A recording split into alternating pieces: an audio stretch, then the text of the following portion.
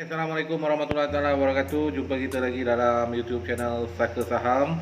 Alhamdulillah minggu lepas counter dindong sana dindong sini, tapi dengan pengakhirannya tutup bawah 1600. Itu yang sangat-sangat menggusarkan kita sebenarnya bila indeks bermain di bawah 1600. So last 2 atau 3 minggu lepas abang ada buat review berkenaan dengan kita punya bursa indeks.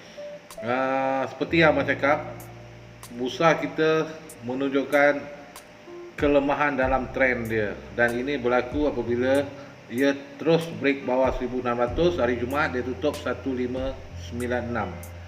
Ke mana arah bursa kita seterusnya untuk minggu depan dan seterusnya, mungkin sebelum tahun baru Cina.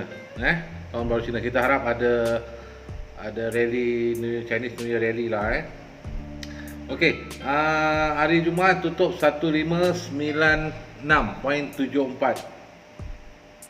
Sebenarnya kita punya bursa punya indeks ni dia dah break EMA 50 dia. Dia punya major support dah break. So sekarang kita nak tengok ke arah mana kalau dia terus merundum jatuh. Kalau last week kita tengok dia cuba bertahan di bawah 1600 kan, dia jatuh, after that dia naik balik 20 poin, berbelas poin, tapi petang dia jatuh balik. Dan kita nak tengoklah benda ni. Minggu depan mungkin akan berlaku benda yang sama juga. Cuma kalau tak dapat maintain atas 1600, kemungkinan besar indeks kita akan bergerak ke arah 1584. First support dia, second support dia 1577. So benda ni kita kena lihat. Kalau dia tak dapat bertahan di atas 1600 ataupun dia tak boleh break 1600 kembali, kemungkinan besar indeks kita akan pergi ke arah 1588 atau 1577. Kalau extreme low, kemungkinan lah kalau dia nak bergerak ke bawah lagi 1551. So kena hati-hati pada semua traders, terutama bila RSS ni dah dibuka. Agak kacau bilau juga permainan traders yang tak ada pengalaman sangat. So kena hati-hati benda ni.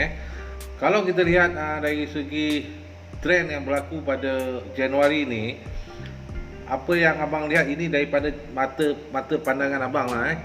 Sebenarnya kebanyakan counter kenaikannya tak lama. Kenaikannya tak lama, kecuali ada beberapa counter yang begitu kukuh, terutamanya sebab Januari dia lebih kepada teknologi counter. Kita boleh lihat banyak counter teknologi yang terutamanya yang berharga RM3, RM2, RM3, RM4 ke atas lah. Tapi sebaliknya banyak counter yang lebih kepada fast in fast out game, di mana kenaikannya tak dapat bertahan lama sebenarnya. Dia naik 1 hari 2 hari, dan dia turun 3, 4, 5, 6 hari. So kalau kita hold dia, daripada gain boleh jadi loss lah.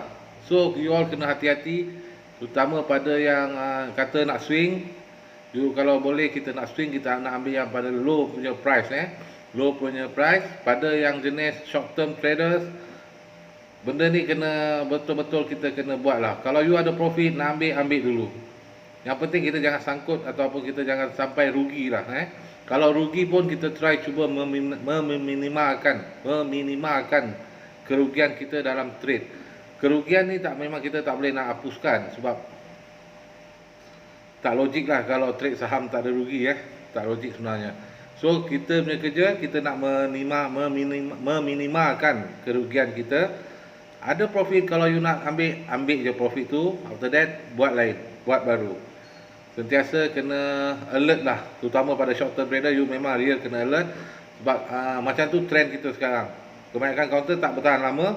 So daripada you gain, you akan jadi loss kalau you tak alert benda-benda ni semua. So macam tadi yang abang cerita, kemungkinan besar kalau indeks kita nak drop, dia akan jatuh sehingga tadi 1584 lebih kurang. After that 1577. Dan kalau dia nak jatuh lagi, mengikut daripada kita punya trend dan momentumnya, kemungkinan besar dia akan pergi ke 1551. Tapi kalau indeks kita boleh bergerak di atas range 1608 Kalau dia boleh main dan maintain atas 1608, itu menandakan yang terdapat rally Chinese New Year punya rally. Dia kena main atas 1608. Kalau dia break atas 1608, insya-Allah akan ada rally tahun baru Cina lah.